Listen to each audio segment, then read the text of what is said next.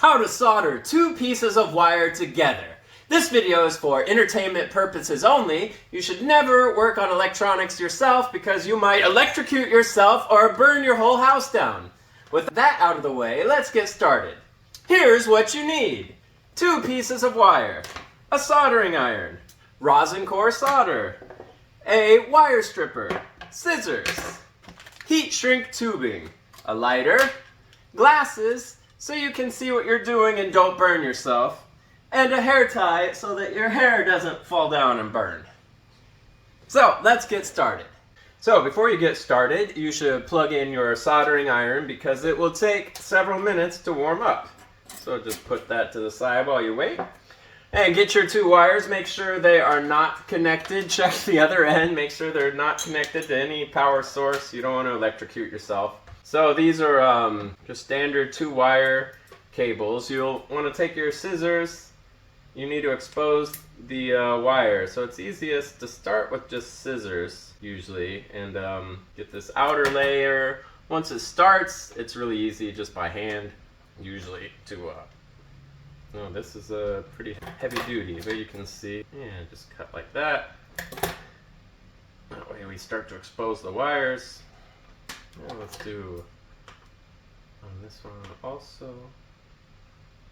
Probably some angle cutters would have worked a lot better than scissors, but in case you don't have angle cutters, thought I'd show you that it can work with scissors also. There we go. So then you got to take your wire stripper and just put the wire in there. Strip off a good nice amount. We'll just do one side for now. Let's do blue to blue. And here, look, you can see I accidentally cut further down. So we gotta make sure we go past that because we don't want this damaged part to touch anything. We'll go all the way. We'll just actually cut off this excess and start all the way down here past that damaged part because you wanna.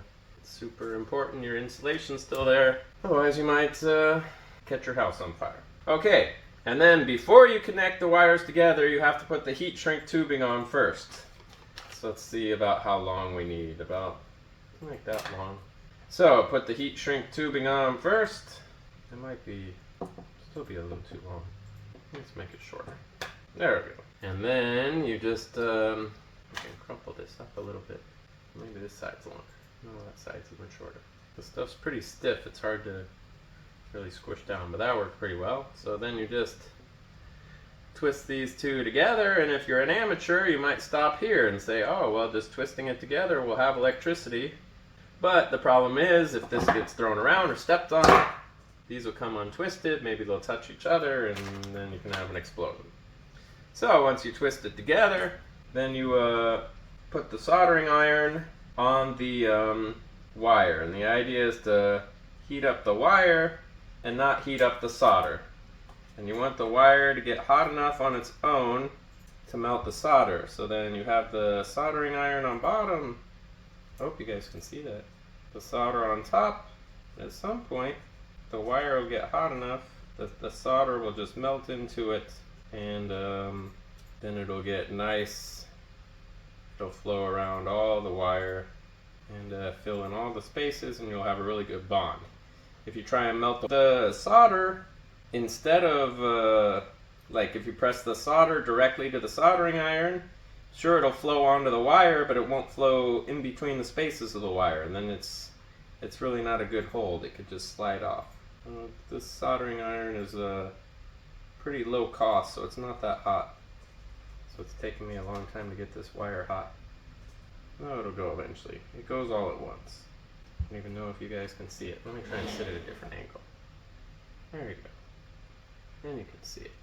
See, there the wire is finally hot enough that the solder just flows right into it. And now, that is pretty much as good as welding it together. That metal is not going anywhere. Let's see, where's my... Back on here. And it cools off pretty quick. And now it got kind of hot. My heat shrink tubing already got smaller, but I think we can still probably slide it down. Slide it completely across here. Probably I should have stripped off more wire and then had the shrink. See what happened? The heat from the soldering iron already made it shrink a little bit, so now it's hard to slide. If I would have pulled off more wire and had the shrink heat shrink tubing way down here, then that wouldn't have happened, but I think it looks like it's still going to slide across. Taking a little longer than I would have expected. And there, once you have it slid down over your exposed wire, you just take a lighter and just kind of quickly back and forth get that tubing hot, and you can see it shrinks down. And that's a pretty good seal. Again, don't try this yourself at home.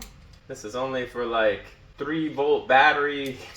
Basically, don't do this on household wires. You need professional wiring in your house.